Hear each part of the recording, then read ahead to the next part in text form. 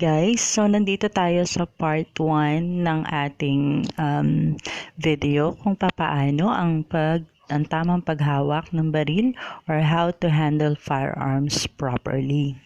So dito sa segment na ito, ipapaliwanag ko sa inyo ang tamang pangangalaga, mga tamang bala na ilalagay natin sa ating mga baril, mga dapat gawin, ano yung mga dapat iwasan nang sa ganun ay hindi kayo makagawa ng mga firing incidents sa duty nyo or kahit nasaan man kayo. Okay? So, let's start. So, una, always keep the muzzles pointed in a safe direction. This is the most basic safety rules if everyone handled firearms so carefully that the muzzles never pointed at something they didn't intend to shoot. There would be virtually no firearms accident. It's as simple like that. So dito nakasaad na wag nating itututok ang ating mga baril sa kung saan na may intent na pwede tayong maka-aksidente or pwede natin silang mabaril or whatsoever. So dapat kailangan is be careful of handling firearms. Okay? So in cases na meron tayong incident na mangyari or accident na mangyari, so dapat lagi kayong nakahanda, laging active sa duty para hindi tayo makagawa ng mga aksidenteng hindi natin inaasahan. Okay? Then never point your gun at anything you do not intend to shoot. This is particularly important when loading or unloading firearms. In the event of accidental discharge, no injury can occur as long as muzzle is pointed in the safe direction. So yun nga. So in cases na makalabit natin yung gantilyo ng ating mga baril, pumutok man siya, alam natin na either sa lupa, either sa taas. Kasi syempre pag may hawak tayo on duty, mostly ang dapat ang baril natin is nasa baba or nasa taas. Kasi minsan yung mga shotgun, syempre i-wear mo sa katawan mo, so nakataas yung naka-pointed yung muso niya pataas, pwede namang pababa. Para any cases na insidenteng makalabit mo yung gantilyo, alam mo na hindi ka makakatama ng kahit sino. Okay? And then next, a safe direction means a direction in which bullet cannot possibly strike anyone, taking into account possible ricochet and the fact that the bullets can penetrate walls and ceilings. The safe direction may be up on some occasion or down or others, but never at anyone or anything not intended as target. Even when dry firing with an unloaded gun, you should never point the gun at unsafe target. So yun nga, ang paliwanag ko sa inyo, dapat nakataas or nakababa. Kasi may mga possibility na pwede nga ninyong mapindot ang gantilyo ng inyong mga baril at pwede kayong magkaroon ng incident talaga na makakabaril kayo o whatsoever's happen. Kasi mostly naririnig ko sa mga gwardiya, ma'am, natanggal ako ganito kasi accidentally firing, ganun. So, dapat be aware, be active. Alam nyo kung saan dapat nakapointed yung muzzles ng inyong mga baril. Nang sa ganun magkaroon man ng mga merong man problema na mangyaring ganun, alam nyo sa sarili nyo na wala kayong ma-aksidente. Even though sabihin na natin natanggal, talagang awol ang mangyayari sa inyo, matatanggal talaga kasi accidental firing. So marami talagang insidente na gano'n na natatanggal sila ng mga agencies nila because of accidental firing, okay? So be aware, tsaka dapat unloaded. So dapat walang laman, walang bala, para in cases alam nyo na hindi pumutok man, wala namang bala, okay? And then make it a habit to know exactly where the muzzle of your gun is pointing at all times. And be sure that you are in control of the direction in which the muzzle is pointing, even if fall or stumble. This is your responsibility and only you can control it. Sabi nga, responsibilidad nyo yan. Kasi dapat be aware kayo or maging habit nyo na ang pag-check kung nakataas ba, nakababa. Kasi minsan, syempre, pagod tayo sa trabaho, maghapong nakatayo. So, minsan hindi na natin napapansin yung baril pala natin, kung saan-saan na nakapointed, tapos bigla mo na pindot yung gantilyo, pang. So, may mga incident talaga na ganun. So, maging habit natin ang pag-check lagi ng muzzles, lalo na kung ikaw ay on control sa iyong baril, okay, while on duty. So, next, firearms should be unloaded when actually not in use. So, firearms should be loaded only when you are in field or on the target range or shooting area or ready to shoot. When not in use, firearms and ammunition should be secured in a safe place, separate from each other. So, ibig sabihin, dapat kung ang ating mga baril ay may bala lang siya kung ikaw ay nasa field. Okay? Mostly mga police nasa field yan, may bala yung mga baril nila. Sa target range kasi may mga practice yan mostly. Syempre kailangan may practice ka lagi. Or nasa shooting area, alam naman natin sa shooting area, 'di ba? So doon tayo nagpa-practice ng ating yung tamang target, paano paghawak ng baril, etc. Okay? And then dapat, in cases na hindi mo na siya ginagamit, okay, unloaded mo ngayon yung baril mo. So, dapat tanggalin mo lagi yung bala. So, make it sure na naka-separate ang bala, naka-separate ang firearms. So, any cases, ano man yan, mapulot man yan ng kahit sino, walang bala yan, so hindi yan makaka-aksidente. Okay? It is your responsibility to prevent children and unauthorized adults from gaining access to firearms or ammunitions. So, responsibilidad mo talaga kasi may pagkakataon minsan meron tayong baril sa bahay. So, akala ng mga bata, laruan yung baril mo. Ayan.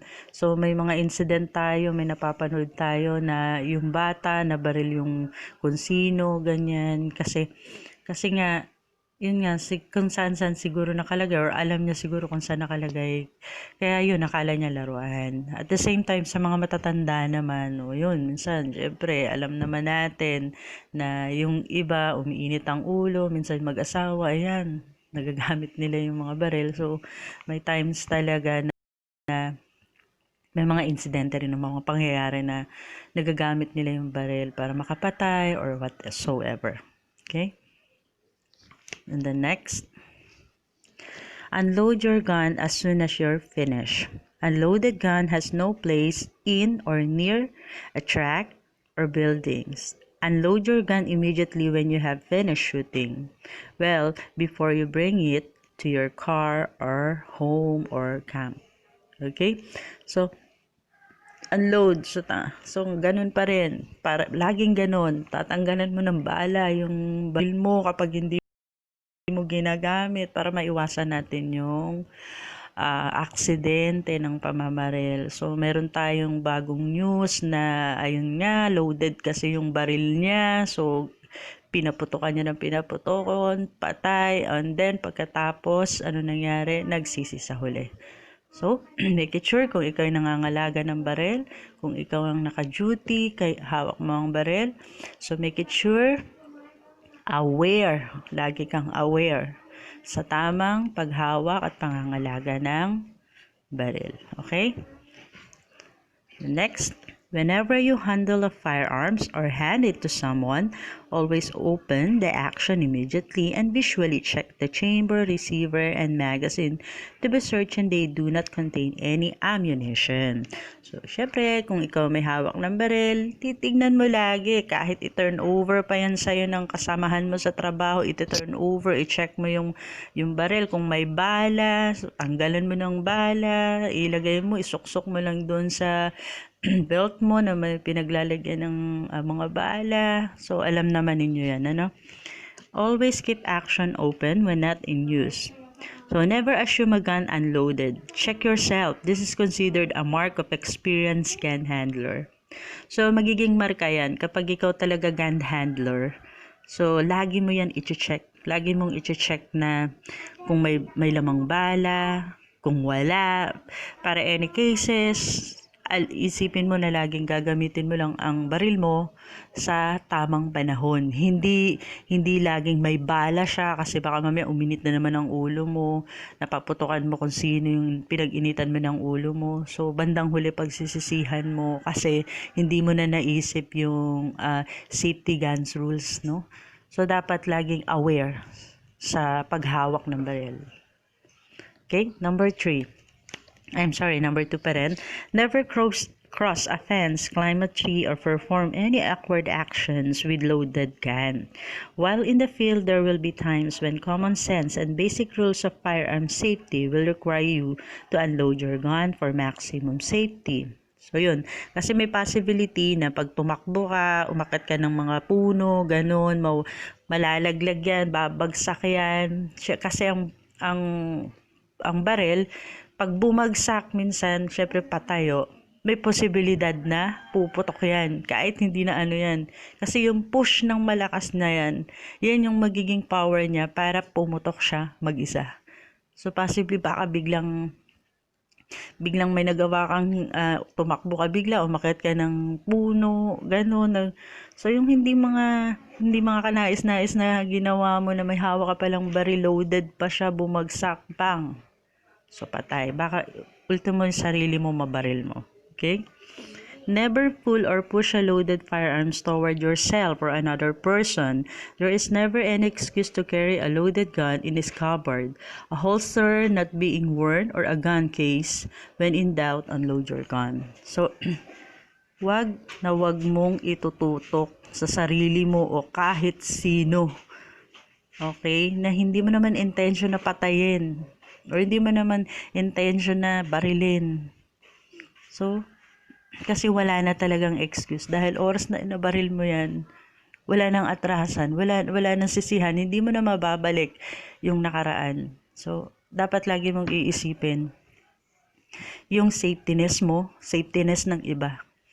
Dahil ikaw ay nangangalaga nga ng baril. So, dapat lagi kang aware, lagi kang handa sa lahat ng mga pangyayari. So, yun.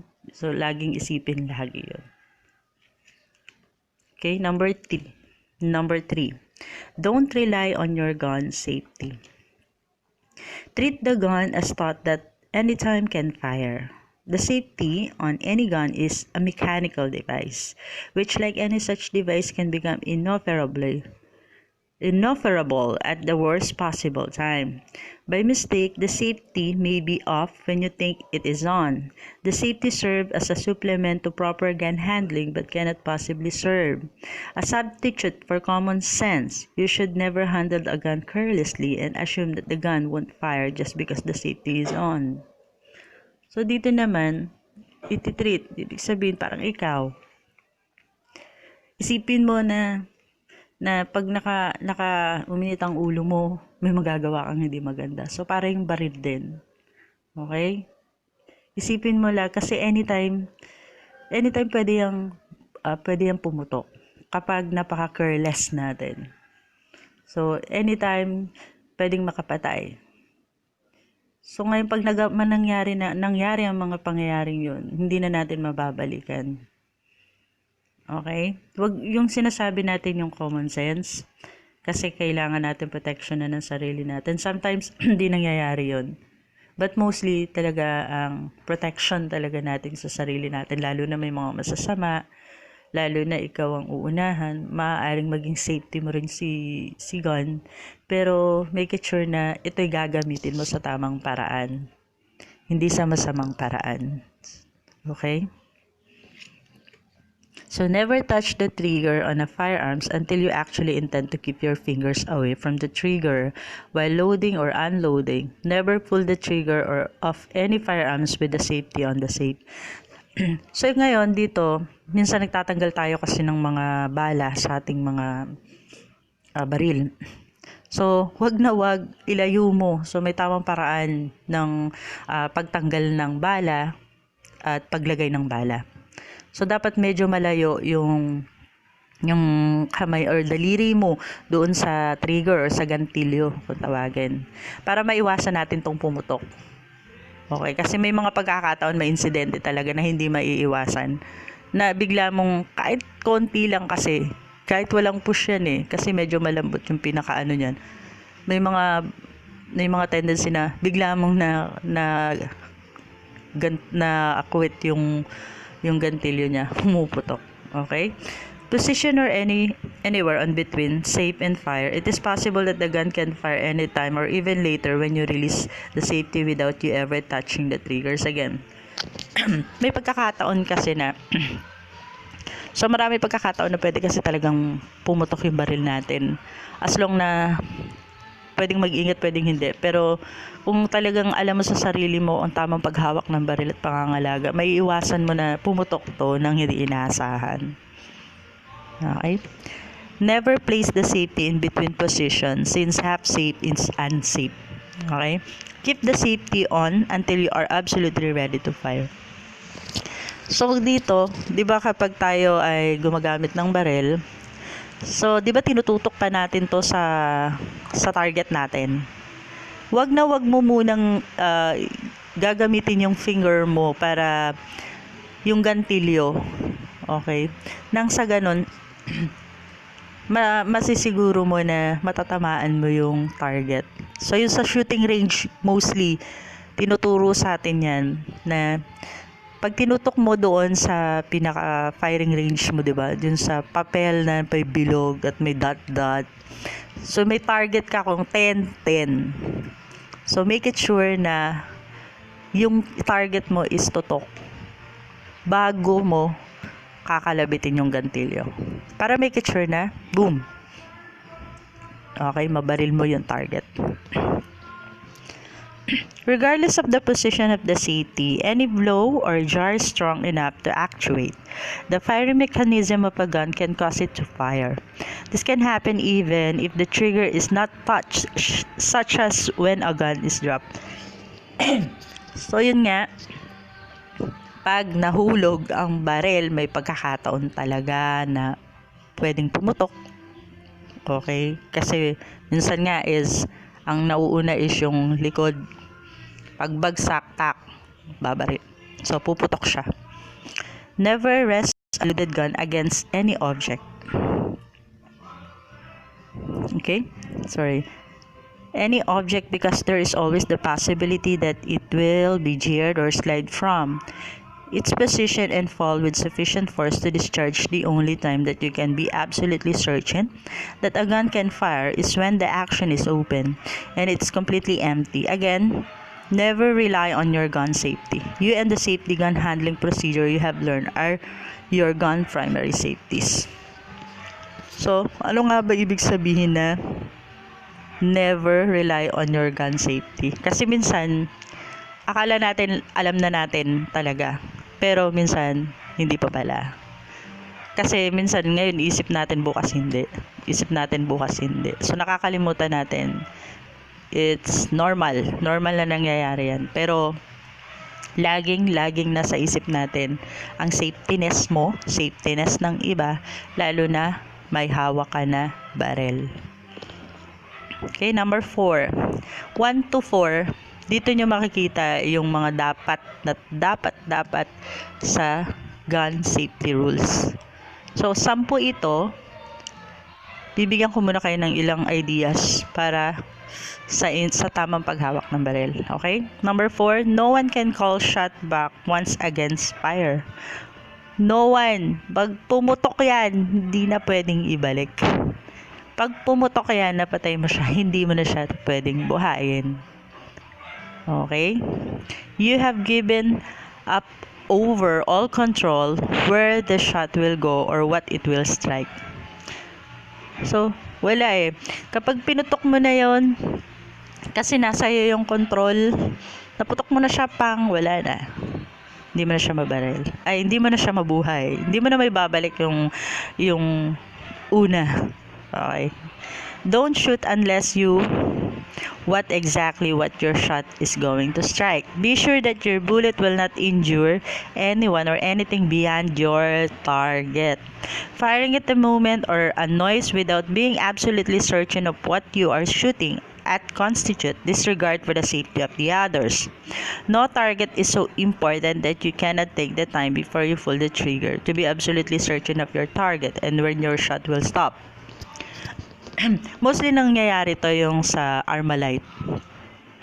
Kasi syempre sa Armalite, walang assurance na hindi natin matamaan yung makatabi.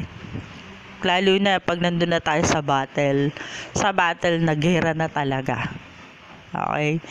Pero kapag naman meron tayong case naman na isang tao lang naman ang kailangan na mabarilin kasi pwedeng sa area na yun merong range na may kriminal. So kailangan mong barilin sa paa, hindi naman sa ulo dapat. So paa, sa kung saan ba para mahuli mo siya. So make it sure na yung nasa gilid hindi matatamaan. Okay? So, be aware that even 22 short bullet can even travel 1 1/4 miles in high velocity, such as 3006 can send it bullet more than 3 miles. Shotgun pellet can travel 500 yards, and shotgun slug have range over half miles. So, dito, iba-iba ang mga bala or ammunitions na ginagamit ng mga barel. So, sabi nga 22 short bullets can even travel 1 1/4 miles. So, ang haba na nun, di ba? In a high velocity pa yan. Such as 3006 can send it bullet more than 3 miles. So, yung may maliit na bullet, may malaking bullet, or whatsoever, shotgun bullet or pellet can travel 500 yards. Mahaba na rin, and shotgun slug have range over a half miles.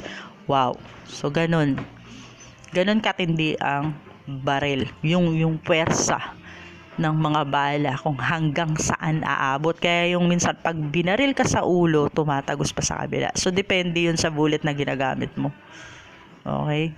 Kung meron pang katabi sa kabila, minsan tinatamaan, pero hindi mo intention na barilin yun nasa likod niya, pero tinamaan. It's because of your bullet. Or depende sa pellet na nagamit, ganun. You should keep in mind how far a bullet will travel if it misses your intended target or ricochet in another direction. So, lagi mong iisipin kung hanggang saan ba talaga aabot yung bala mo kapag binaril mo siya or pag bumabaril ka. Kasi ang bawat bala ay may mga designated miles pala na nararating. So ang baril ay hindi pare-pareho, may kanya-kanya. Okay? Parang tao rin, may kanya-kanyang kakayahan. So ang bala at ang baril may kanya-kanyang kakayahan. So hindi lang isa. So lagi niyong tatandaan yan. Number 5, use correct ammunition. So, dapat lagi nyo isipin yan, ammunition yung bala na gagamitin nyo.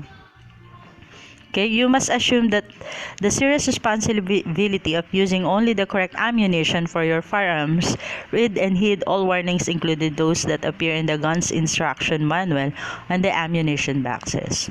Kasi, kapag bumibili kayo ng mga baril, ayan, may mga may mga manuals. Yung may ammunition boxes yan. So, babasahin mo muna kung paano ba nagwo-works to, anong meron to, etc. So, hindi yung bibili ka lang ng baril, okay na. Hindi. May mga manuals yan. May mga manufactured yan. Iba-iba manufactured yan. So, using improper or incorrect ammunition can destroy a gun. Okay? Kasi kunyari, sa 38mm, lalagyan mo ng pang 45. Malamang, 'di ba? Masisira yung baril mo. Okay? So, cause serious personal injury. It only takes one cartridge, improper caliber, or gauge of wreck your gun, and only a second to check each one as you load it. So, be absolutely certain that the ammunition you are using matches the specification that we contain within the gun instruction manual and the manufacturer's marking on the firearms. Kasi iba-iba yung manufacturing ng mga bala, iba-iba yung manufacturing ng mga barel. So, dapat match yun. Kung A, A, kung B, B. Huwag yung A to C, then A to D, or D to B. So, kung D is to D, B is to B, C is to C, A is to A. Okay? So, may manual yan. Babasahin nyo lagi yan. Always, kapag nakabili kayo. Or, kung meron kayong sariling baril, lagi nyo babasahin yun. Kasi lahat ng mga baril is may manufacturing. Syempre, kailangan may lisensya yan. Kasi pag walang lisensya yan, it cause, case. Okay? Firearms are designed, manufactured, and proof tested to standard base. So, bago yan inilalabas sa market, may mga standard yan. Tinitest pa yan. Hindi yan basta-basta bibili sa labas ng market. Okay? Nang ganun-ganun lang. Okay. Set aside natin kung yung iba kung paano nila ginagawa yun. Upon dose of factory-loaded ammunition, hand-loaded or reloader ammunition deviating from pressures generated by factory loads or from component recommendation specified, the refutable hand-loading manuals can be dangerous and can cause severe damage to guns and serious injury to the shooters. Do not use improper reloads or ammunition made of unknown component. Yun nga. So, wag kayong bibili or gagamit ng mga ammunition na hindi naman match dun sa gun nyo. Kasi it can cause masisira yung baril nyo. Sasabog din yan. Sumasabog din siya. So, di ba yung pulbura? Pwedeng maging cause dun sa mata nyo, sa inyo, magiging cause ng hindi maganda. So, make it sure na pareho. Laging yung tatandaan na every time na bibili kayo ng baril, ng ammunitions, basahin nyo. Babasahin nyo kung match ba siya or hindi. Hindi yung basta-basta, yun na, baril na, okay na. Ammunition that has become very wet or has been submerged in water should be discarded in a safe manner. Pag nabasa yan, alam nyo na, tanggalin nyo muna yung ammunition. Or yung bala nyo muna, tanggalin nyo muna. Ayusin nyo muna, linisin nyo muna. Kasi may possibility na hindi na mag-work or pwedeng makikos ng aksidente. Do not spray oil or solvent on ammunition or place ammunition in excessive lubricated firearms. For ignition, unsatisfactory performance or damage to your firearms and harm to yourself or other could be result from using such ammunition. So, wag nyong i-sprayan ng mantika or oil o kahit anong klaseng oil pa yan or solvent ang inyong ammunition. Or ilagay ang ammunition sa isang excessive lubricated firearms. Excessively lubricated firearms. For ignition and unsatisfactory performance or damage to your firearms and harm to yourself or other could result from using such ammunition. So, yan talaga yung kaya minsan yung sarili natin na-aksidente kasi minsan pag ginamit natin yung barel tapos pumutok, biglang ano nangyari, bakit sumabog sa akin, ganyan, etc. It's because maaaring hindi match yung ammunition mo, yung firearms mo hindi match. From the habit of examining every cartridge you put into your gun, never use damaged or substandard ammunition. The money you save is not worth. So wag. So make it habit daw.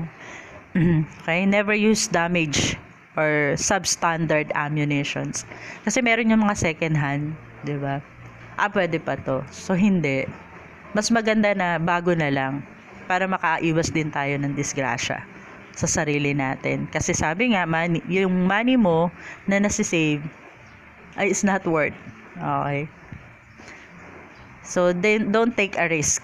Okay? Kasi sigurado na magkakaroon ng problema sa baril mo, magkakaroon din ng problema sa sarili mo kasi magkakaroon ka ng injury. Okay? So now this is all for now. So wait for the part 2 of this tutorials, yung how to handle or properly handle of your gun. So meron pa tayong part 2 nito, yung 6 to 10. And then aside that, wait for the videos, yung safety guns rules. Apat po yun. So, thank you guys and have a good days.